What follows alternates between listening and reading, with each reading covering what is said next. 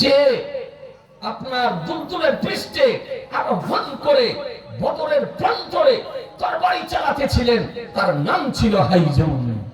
আপনার কিতাবে বর্ণিত হয়েছে জিবরাইল আলাইহিস সালাম বলেন আকদিম হাইজুম, আকদিম হাইজুম, বলে হাইজুম আগে বাড়ো, হাইজুম আগে বাড়ো। সাহাবায়ে কেরামগণ বলেন কোন কাফিরকে হত্যা করার মানুষে আগে অগ্রসর হতাম তো দেখতাম যে আমাদের পৌঁছানোর পূর্বেই কে যেন তাকে হত্যা করে দিয়েছে।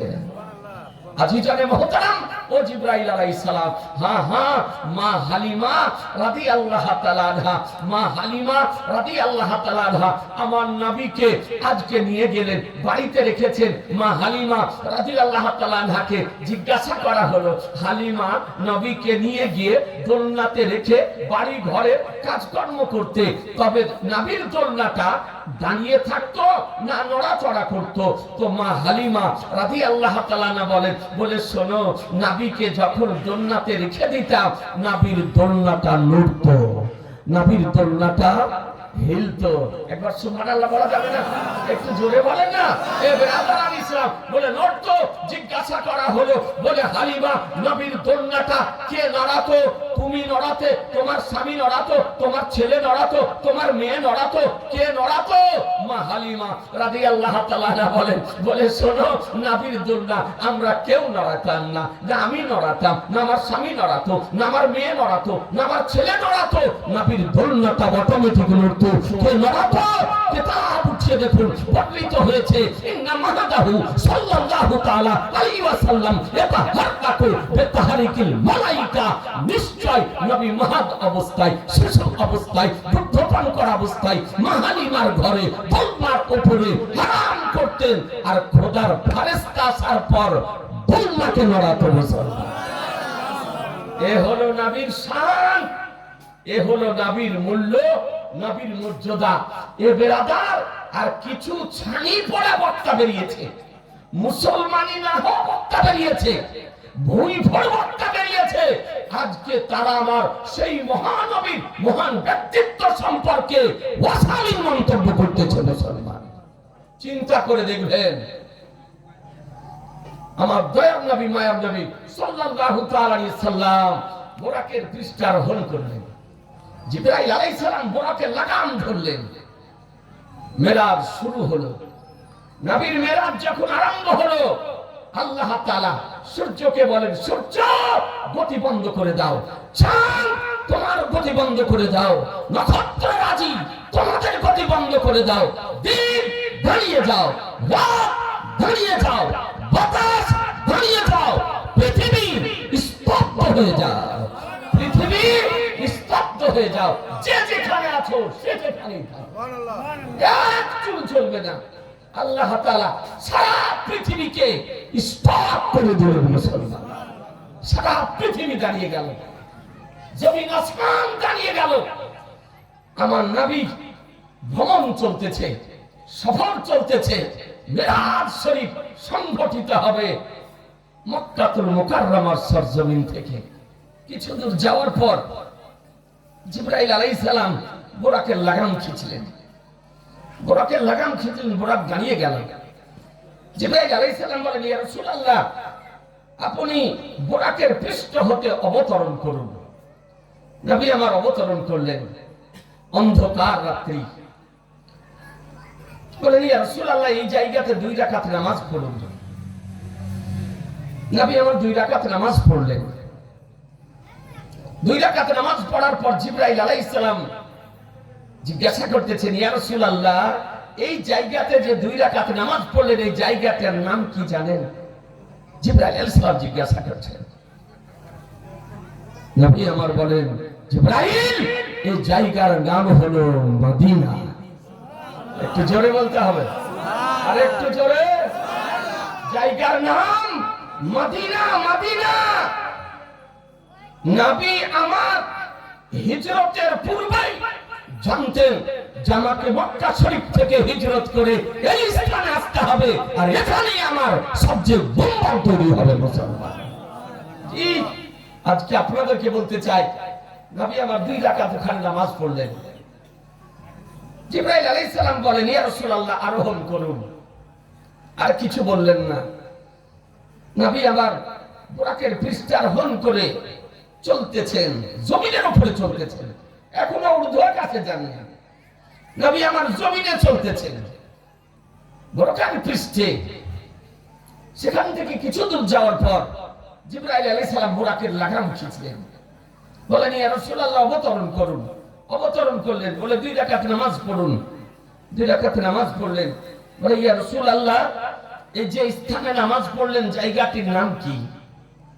আমার দয়ার নবী বলেন, জিবরাইল জায়গাটির নাম হলো তুরে সিনা।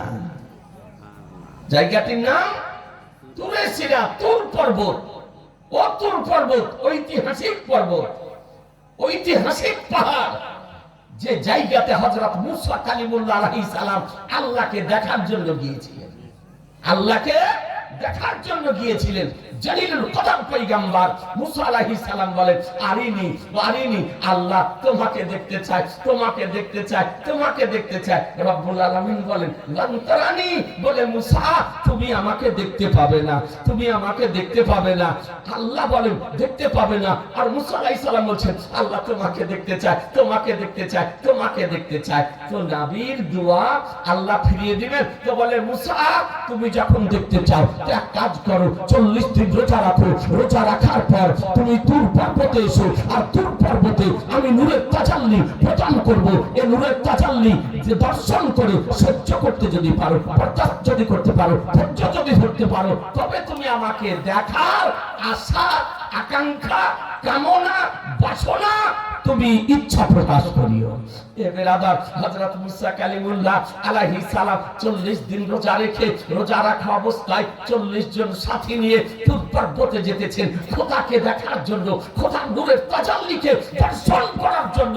একটু ভেবে দেখবেন, খোদাকে দেখার জন্য ইচ্ছা প্রকাশ করছেন মুসা আলাইহিস সালাম, আর আজ আল্লাহ নবীকে দেখার জন্য জিবরাইলকে প্রেরণ করতেছেন। জি, জিবরাইলকে প্রেরণ করতেছেন। এ হচ্ছে হাবিব আর কালিমের মধ্যে পার্থক্য। একটু চিন্তা করে দেখবেন, মুসা কালিমুল্লাহ আলাইহিস সালাম উপস্থিত হলেন। আল্লাহ তাআলা বলেন, বলে মুসা যাদেরকে নিয়ে 3 কিলোমিটার দূরে রেখে দেন। 3 কিলোমিটার দূরে পশু পক্ষী জীবজন্তু পিপিলিকা থেকে সমস্ত জীবজন্তুকে আল্লাহ তাআলা নির্দেশ দিলেন সব 3 কিলোমিটারের বাইরে চলে যাও। আজ নূরের তাজাল্লি প্রদান করা হবে, সব চলে যাও। 3 কিলোমিটার দূরে সবকে সরিয়ে দেওয়া হলো। মুসা আলাইহিস সালাম দাঁড়িয়ে আছেন, আর আল্লাহ তাআলা নূরের তাজাল্লি প্রদান করলেন। মুসা আলাইহিস সালাম কি হলেন? সঙ্গে সঙ্গে কোরআন বলে খাররা মুসা, মুসা আলাইহিস সালাম জমিনে পড়ে গেলেন। জমিনে পড়ে গেলেন। দুনিয়াবি পার্থিব সাময়িক জ্ঞান হযরত মুসা আলাইহিস সালামের আপনার দূরে সরে গেল। কিছুক্ষণ পর হযরত মুসা আলাইহিস সালাম দাঁড়ালেন। দাঁড়িয়ে দেখতেছেন যা তুর পর্বত হয় নাই, তুর পর্বত আল্লাহর নূরের তাজাল্লিতে আজকে পুরে বর্ষ হয়ে সুরমাতে পরিণত হয়েছে। মুসলমান একটু জোরে, আর একটু জোরে। আজিজানে মুহতারাম, হযরত মুসা কালিমুল্লাহ আলাইহিস সালাম সেখান থেকে ফিরে আসছেন। এসে দেখেন যে 40 জন সঙ্গীকে নিয়ে এসেছিলেন, 3 কিলোমিটারের বাইরে রেখে গিয়েছিলেন। একটু ভিতরে প্রবেশ করার কারণে তারা 40 জনই মারা গিয়েছে, ইন্তিকাল করে গিয়েছেন। উম্মত আর নবীর মধ্যে ব্যবধান। তুর পর্বতের কিনারাতেও গিয়ে মুসা আলাইহিস সালাম সুস্থভাবে ফিরে আসতেছেন, আর সঙ্গীগণ একটু ভিতরে প্রবেশ করার কারণে তারা মারা গিয়েছে। বেরাদার মারা গিয়েছে। হযরত মুসা কালিমুল্লাহ আলাইহিস সালাম আল্লাহর দরবারে আরজ করলেন, আল্লাহ এদেরকে সঙ্গী করে নিয়ে এসেছিলাম, সাথে করে নিয়ে এসেছিলাম, আল্লাহ এদেরকে রেখে দিয়ে একাই কিভাবে যাব, একাই কেমন করে যাব, তাদের আত্মীয় স্বজনকে গিয়ে কি বলবো? হযরত মুসা আলাইহিস সালাম আল্লাহর দরবারে যেমন দোয়া করা, আল্লাহ রাব্বুল আলামিন মুসা কালিমুল্লাহ আলাইহিস সালামের দোয়াকে কবুল করে নিয়ে ওই মৃত 40 জন ব্যক্তিকে জীবিত করে দিয়েছিলেন। মুসা আলাইহিস সালাম এর সঙ্গে সেই তুর পর্বতের সম্পর্ক। তো ওই জায়গাতে আমার নবী মেরাজের রাত্রিতে 2 রাকাত নামাজ আদায় করলেন। আজিজান মুহতারাম, খুব ভালো করে একটু বোঝার চেষ্টা করুন, হাদিস শরীফের মাত্র অনুবাদটা বলতেছি আমি। এরপরে নবী আমার আবার আরোহণ করলেন, কিছু দূর অগ্রসর হলেন। কিছু দূর অগ্রসর হওয়ার পর জিবরাইল আলাইহিস সালাম লাগাম খিঁচলেন, বুরাক দাঁড়িয়ে গেল। নবী আমার অবতরণ করলেন, 2 রাকাত নামাজ পড়লেন। নামাজ সমাপ্ত হওয়ার পর সাইয়্যিদুনা জিবরাইল আলাইহিস সালাম বলেন, ইয়া রাসূলুল্লাহ, যে জায়গাতে নামাজ পড়লেন এই জায়গাটির নাম কি জানেন? নবী আমার বলেন, এই জিবরাইল, জায়গাটির নাম হলো বাইতুল্লাহ। কি নাম বললাম? জোরে ব্রেনে সেভ করে নেন। বাইতুল লাহাম। বাইতুল লাহাম কোন জায়গা জানেন? কোনদিন শুনেছেন? শোনেননি? এই বাইতুল লাহাম ওই স্থান যে স্থানে হযরত ঈসা আলাইহিস সালাম মায়ের কোলে এসেছিলেন। মায়ের কোলে এসেছিলেন, ওই জায়গাটির নাম হলো বাইতুল লাহাম। ঈসা আলাইহিস সালামের পিতা ছিল না, ঈসা আলাইহিস সালামের মায়ের নাম হলো মা মারিয়াম রাদিয়াল্লাহু তাআলা আনহা। আল্লাহ তাআলা জিবরাইল আলাইহিস সালামের ফুকের মাধ্যমে মা মারিয়ামের উদরে হযরত ঈসা আলাইহিস সালামের রূহকে প্রেরণ করেছিলেন। এ বিরাদার, আজকে যখন ঈসা আলাইহিস সালাম মায়ের কোলে আসলেন, মা মারিয়াম রাদিয়াল্লাহু তাআলা আনহা বাচ্চাকে নিয়ে চিন্তিত হলেন। বলে, আল্লাহ, বাচ্চা প্রসবিত হয়েছে, বাচ্চা নিয়ে ঘরে যাব, বাচ্চা নিয়ে বাড়ি যাব, বাচ্চা নিয়ে দেশে যাব, বাচ্চা নিয়ে এলাকাতে যাব। এলাকাবাসী কি বলবে, গ্রামবাসী কি বলবে, প্রতিবেশীগণ কি বলবে, আত্মীয় স্বজন কি বলবে যে মারিয়াম, তোমার বিয়ে হয়নি, তোমার শাদী হয়নি, তোমার স্বামী নেই, বাচ্চা কেমন করে হলো? তাদের প্রশ্নের উত্তর কেমন করে দেব, অ্যানসার কেমন করে দেব? মা মারিয়াম রাদিয়াল্লাহু তাআলা আনহা চরম চিন্তিত হয়ে পড়লেন। মহান রব্বুল আলামিন ইলহাম করলেন, মারিয়াম, তোমাকে চিন্তা করতে হবে না, ভাবতে হবে না, শোনো, আমি বাচ্চা পাঠিয়েছি, এই বাচ্চাই তোমার কোল থেকে উত্তর দেবে। জোরে, আরেকটু জোরে। বলে, বাচ্চা তোমার কোল থেকে উত্তর দেবে, তোমাকে কথা বলতে হবে না, তোমাকে তাদের প্রশ্নের উত্তর দিতে হবে না, তুমি চুপ থাকবে, কথা বাচ্চাকে বলবে। মা মারিয়াম রাদিয়াল্লাহু তাআলা আনহা কলেজার টুকরা ঈসা আলাইহিস সালামকে কোলে নিয়ে আজকে বাড়ি আসলেন, ঘরে আসলেন, গ্রামে আসলেন, এলাকাতে আসলেন। আর যেমন আশা, এলাকার মানুষ হযরত ঈসা আলাইহিস সালাম ও মা মারিয়ামকে দেখার জন্য ভেগে পড়েছে। এরকম যদি বাচ্চা নিয়ে কেউ আসে, মাইকিং করতে হবে? মাইকিং করতে হবে না? বিজ্ঞাপন করতে হবে না?